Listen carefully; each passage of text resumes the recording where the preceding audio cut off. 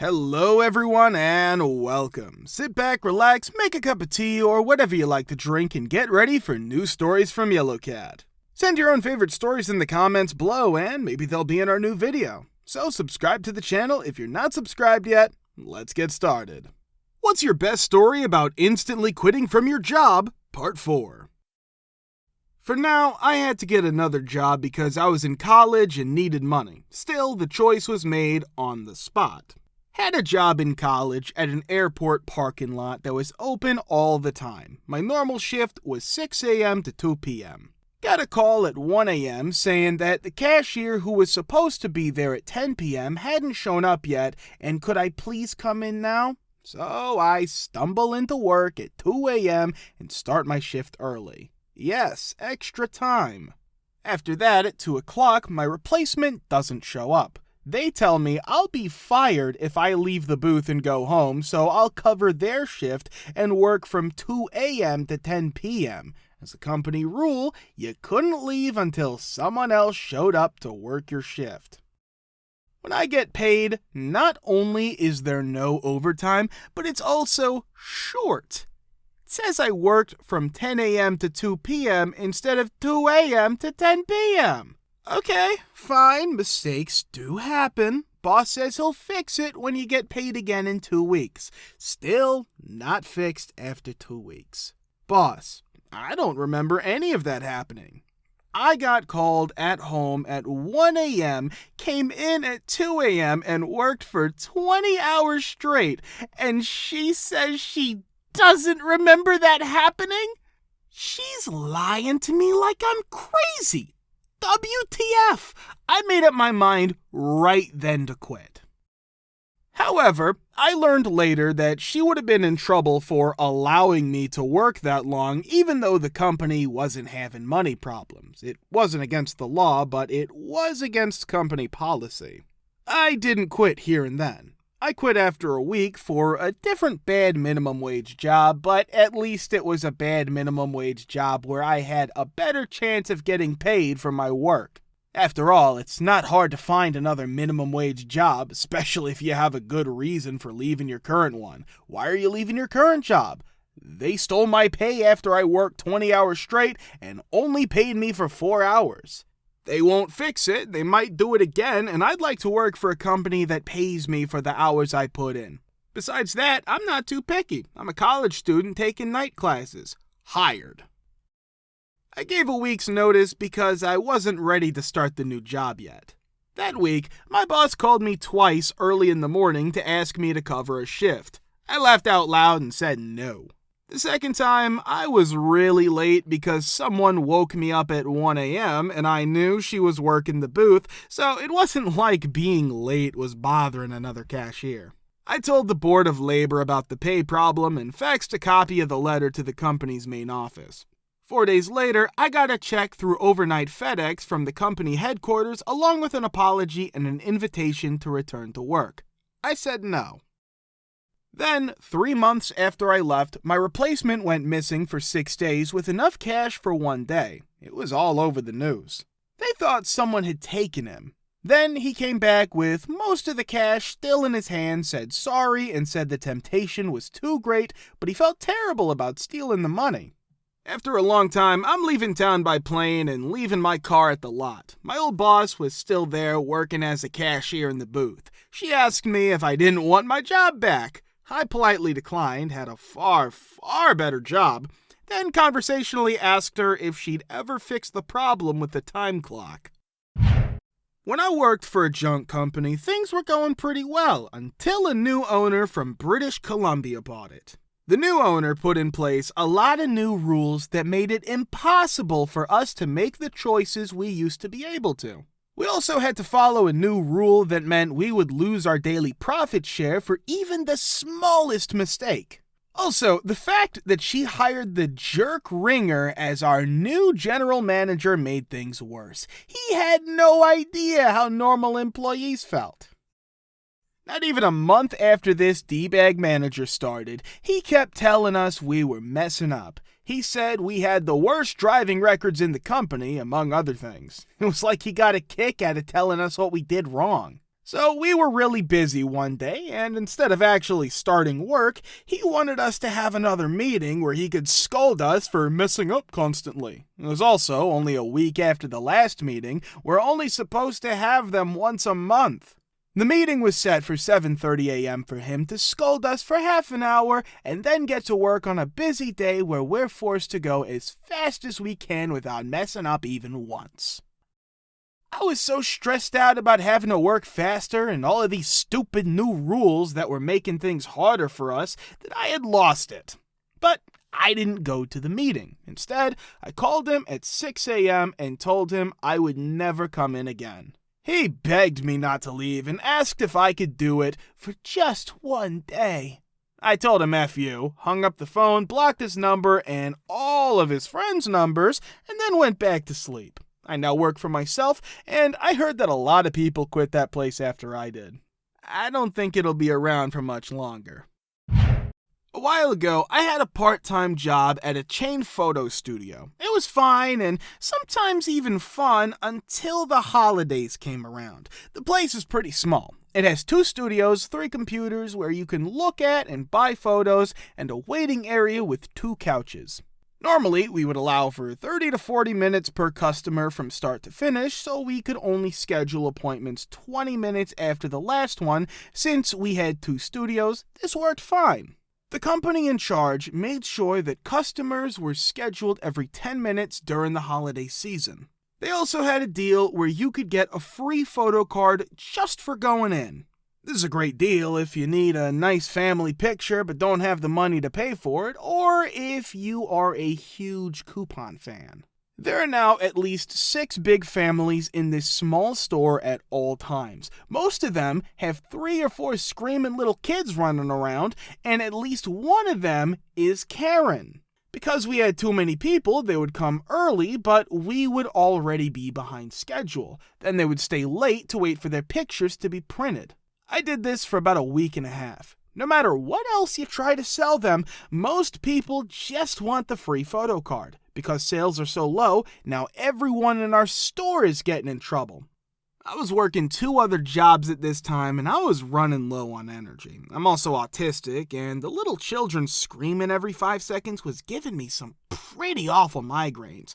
So one night, I just called in and quit. It was hard to leave my coworkers, but I knew I would lose it if I had to work there another night. After about 3 months, that place closed. Residents who have/had an HOA, tell your story of encountering these people. Part 4. Got foreclosed on by my HOA a year after the 2008 housing crash. In 2006, I was 28 years old and tired of living in an apartment. One of the main things that drove me was not having my own washer and dryer. I know, stupid. That's not even the silliest part. I found a blog or forum that had been around for a few years while I was looking into whether I was ready to buy or not. It was all about how the housing market was doomed. I ate it all up, and then I thought I could outsmart the crash I thought was going to happen. I took the plunge and bought a townhouse in a nice neighborhood close to work. I even used the money from my IRA for the down payment. Because my credit wasn't great and the price was a bit high for my salary at the time, I got a subprime ARM. I was already behind on my mortgage and HOA dues by the time 2008 came around.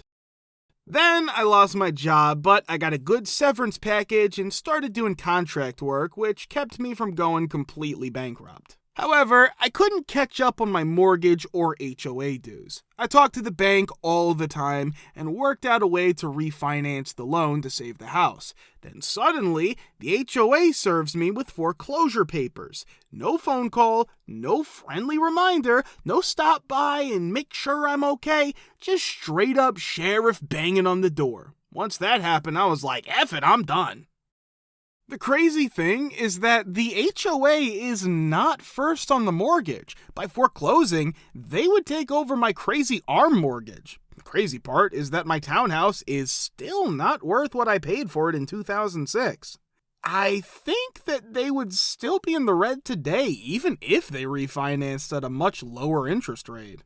I was able to live without a mortgage or rent for more than a year before I had to move out because the foreclosure process took so long in the state where I lived.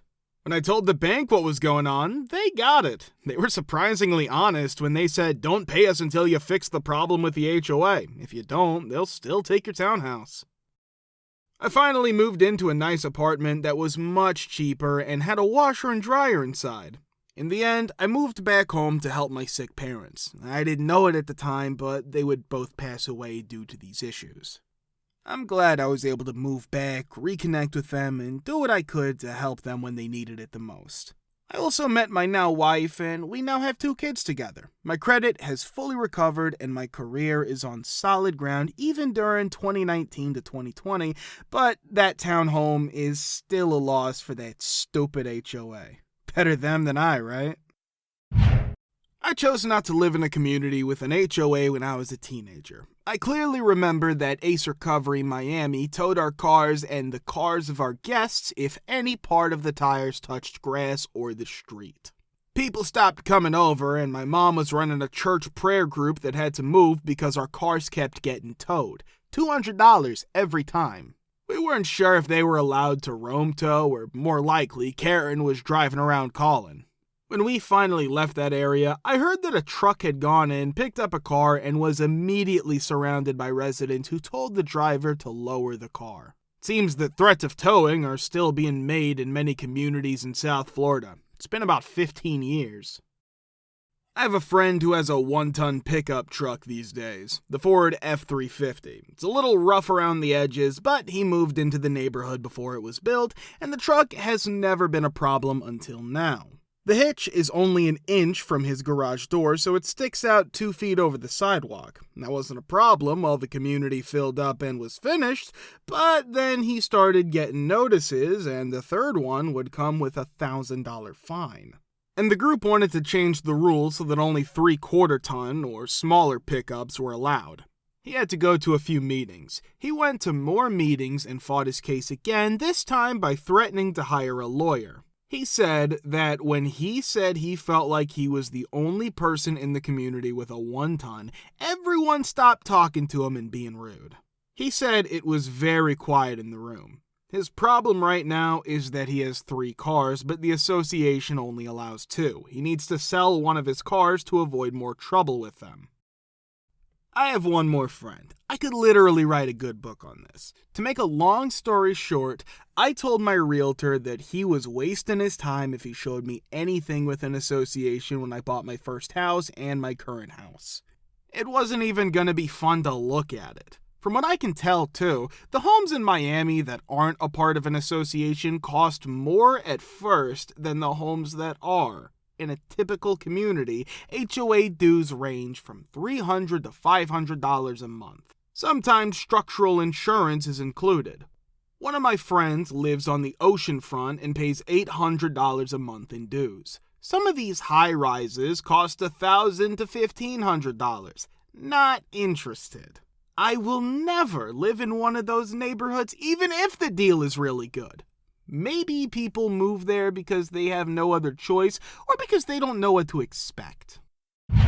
We didn't even get our stuff moved in before we got a notice to put a light on our yard, something the previous owners took out.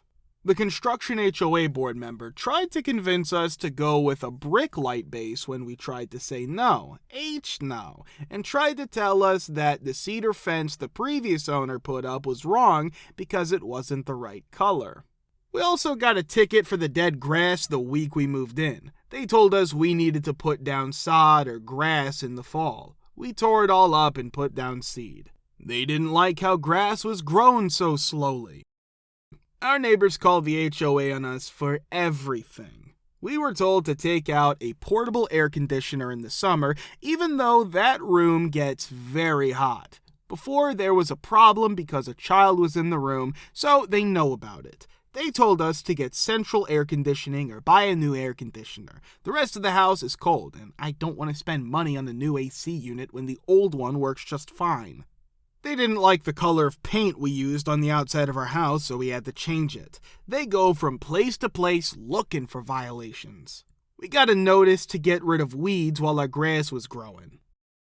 I need to do what I need to do. I'll never live in an HOA again. Our HOA doesn't give us anything. There's no park, pool, etc. Their HOA lets them do anything they want with their house. They also have parks, nature trails, and a lake with fish in it. That one is fine with me. If I have no choice but to live in an HOA, I'm joining the board and taking it down from the inside. Edit. So basically, I decided to do this. I joined the board of the HOA. I managed to take a leadership position. And after a few meetings when it was clear that this HOA just sucks, I put to a vote the question of dissolution HOA. The old board members were against it because they didn't want to lose that bit of power, but they are so fed up with everyone in our neighborhood that they were simply dispersed on the vote. So, we no longer have an HOA. If you want to watch the part 3, click the link here. Thank you for subscribing, the likes, and comments. We're very happy to see you all in the comments too. Thanks for your support.